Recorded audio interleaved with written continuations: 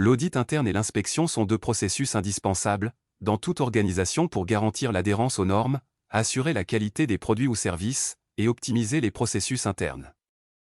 Par ailleurs, et bien que l'audit interne et l'inspection aient des points communs, notamment dans leur objectif de garantir le respect des normes et la qualité, leur portée, leurs méthodes et leurs objectifs diffèrent.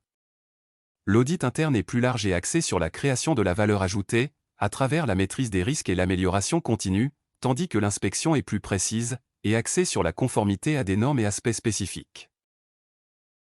Objectif.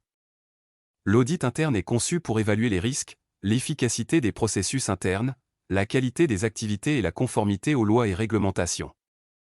Il est également utilisé pour identifier les faiblesses potentielles et proposer des améliorations. Il fournit une assurance indépendante que les processus de gestion des risques, de gouvernance et de contrôle interne de l'organisation fonctionnent efficacement.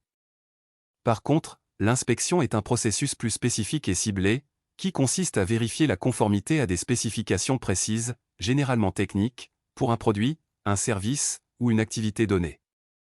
Elle se concentre davantage sur l'évaluation de l'adéquation par rapport à un standard ou à une norme spécifique, et moins sur l'amélioration continue. Portée et méthode. L'audit interne peut couvrir toute l'organisation, y compris les politiques, les procédures, les opérations et les systèmes financiers.